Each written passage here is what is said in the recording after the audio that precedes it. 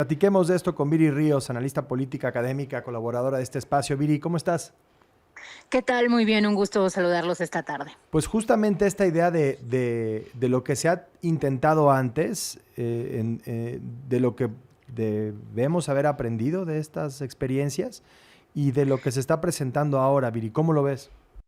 Bien, mira, me gustaría comenzar poniendo esto un poco en perspectiva, ya lo hacían ustedes un poco. Michoacán tiene pues ahora un cuarto plan de pacificación.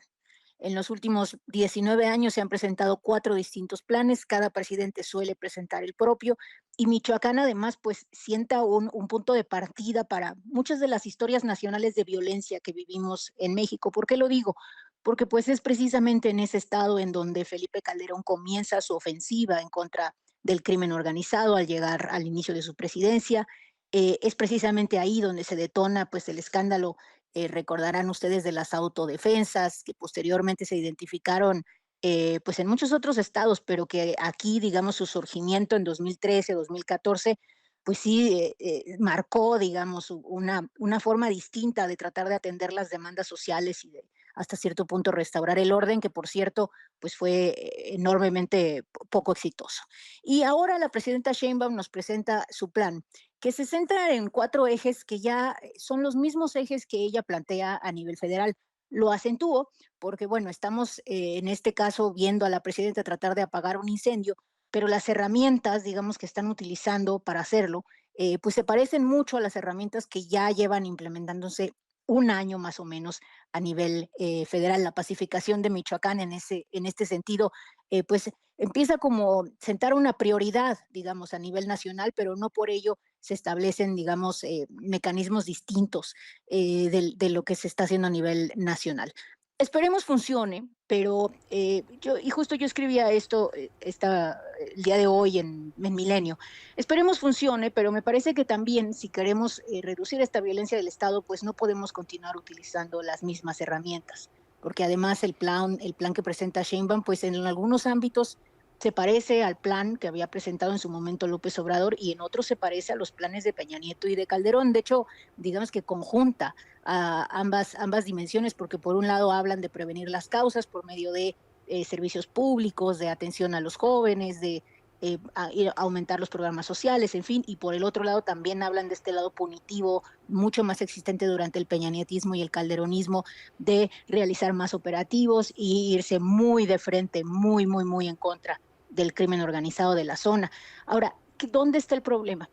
Cuando nosotros observamos históricamente qué ha funcionado para resolver las violencias en México, nos damos cuenta de que funcionan cuando se alienan, digamos, cuando se alinean, perdón, los incentivos de 3 grandes instituciones: los gobernadores, las fiscalías y las policías. Alinear eso no es algo que necesariamente se vaya a dar solo desde el poder federal. Requiere una estrategia en donde efectivamente se siente a los tomadores de decisiones locales y se les responsabilice por eso. Es también muy importante identificar que el municipio como unidad de gobierno es una unidad muy débil. En Michoacán hay 113 municipios. No me queda claro, y en esto comparto opinión con varios expertos, que se puedan tener 113 policías municipales funcionales que puedan resultar exitosas en combatir al crimen organizado. Es quizá momento de pensar en una mayor centralización, quizá de reducir el mismo número de municipios, en fin, de hacer soluciones mucho más estructurales y que sean, pues yo diría, incluso más creativas de las que se han pensado con anterioridad. Sí. Si nos das chance, Viri, déjanos hacer una pausa brevemente para seguir platicando del asunto. Yo te quiero preguntar ya de la dimensión política de estas estrategias y en el caso específico de Claudia Sheinbaum, si no hay eh, una falsa decisión entre actuar de manera decisiva para de una vez por todas arreglar o tratar de arreglar el problema de la inseguridad de Michoacán y en ese esfuerzo dañar políticamente al movimiento, digamos, a la cuarta transformación. Pero hacemos una muy breve pausa y si quieres regresamos con este asunto en instantes aquí en Tiempo Real. Ya estamos de regreso en Tiempo Real en conversación con Viri Ríos. Viri, te preguntaba, ¿hay un costo político para esta administración de actuar en los estados en donde pues han intervenido para tratar de mejorar la situación de inseguridad y de violencia. Pienso en Sinaloa, pienso ahora en Michoacán.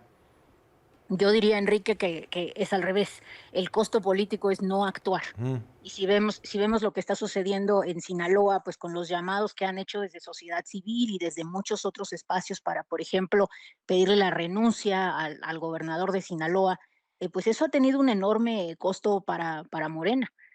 Nosotros, si observamos los datos en los últimos 3 meses, Morena a nivel nacional ha perdido 15 puntos porcentuales de aprobación. Mucho de eso como partido, no me refiero a la presidenta, que se mantiene muy sólida, pero como partido, pues sí se está viendo una afectación importante, no solamente por los temas de violencia, sino sobre todo también por los temas asociados a la corrupción. Y bueno, Michoacán no es cualquier estado para Morena.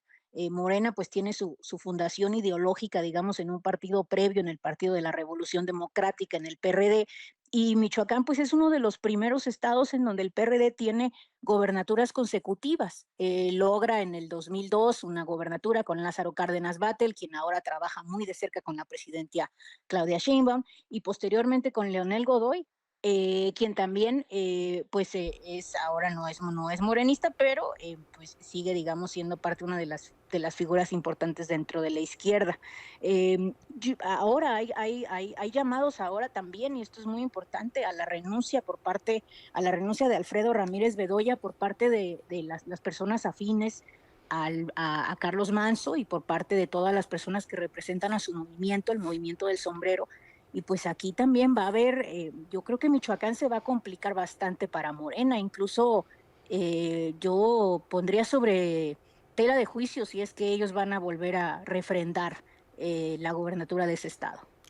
Viri, leía en la mañana acerca del Plan Michoacán, que incluye, entre otras cosas, una enorme inversión de dinero. Pero ya que pues uno desagrega esta inversión entre la parte de infraestructura, la parte de programas sociales, pues resulta que la mayor parte del dinero que se está anunciando era dinero que ya se iba a mandar, ¿no? Para los programas sociales o carreteras que ya medio estaban y tal vez se ampliaron un poquito. ¿Qué más se necesita? Es decir, ¿no se necesita algo extraordinario por parte del gobierno para realmente atender una situación tan extraordinaria como es la violencia en Michoacán? Correcto. Y me parece que esto es algo muy importante. Es muy fácil armar cifras alegres si se conjuntan los presupuestos destinados a distintas entidades federativas. Michoacán al final del día es una entidad grande, importante en el país. Entonces, un presupuesto de 50 y tantos miles millones de pesos suena mucho, pero en realidad, como tú bien dices, pues muchas de estas sí son acciones que ya se tenían previstas, otras no. Hay cierto enfoque, hay por supuesto que va a haber un despliegue especial de la Guardia Nacional, de facultades, va a haber además pues un seguimiento pues mucho más detallado según se anunciaban conferencias cada 15 días para anunciar cómo van cambiando los índices de delincuencia, en fin, hay cosas especiales, digamos, pero yo creo que se necesitan tres grandes cosas y esto, digamos que no es algo que yo crea, es algo que se ha visto que ha funcionado en otros lados. Primero se necesita una fiscalía funcional que al día de hoy no existe en Michoacán. De hecho, el fiscal actual pues tiene acusaciones importantes de probable asociación con el crimen organizado por parte del gobierno de Estados Unidos. Dos, se necesita un gobierno que quiera resolver el tema.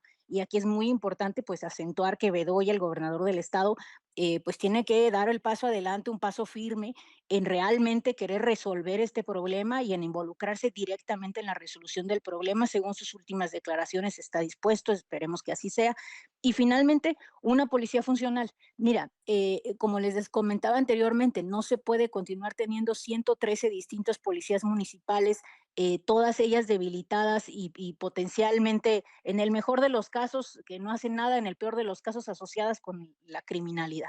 Se necesita repensar ese modelo policial, probablemente crear una policía estatal de verdad, con fuerza, con capacidad investigativa, con buenas academias de policías, en fin, con mejores horarios. Ese es otro gran problema para lograr reclutar personas jóvenes que realmente quieran pertenecer a las fuerzas y bueno, desplegarlas, ¿no? A la par de toda la cuestión preventiva, porque bueno, algo que nos sacudió muchísimo y yo los escuchaba a ustedes también, es que el asesino de Carlos Manso tenía 17 años, era un muchacho.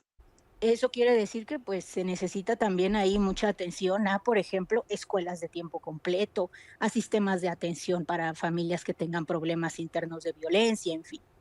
Pues es central, me parece, en esta discusión, no solamente en Michoacán, sino en el resto del país, entender las razones por las que niños, jóvenes, estos adolescentes, pues son reclutados, son manipulados para ingresar a las filas del crimen organizado y sobre todo pues son radicalizados para cometer este tipo de actos de violencia como los que vimos allá en Uruapan. Muchísimas gracias, Viri Ríos.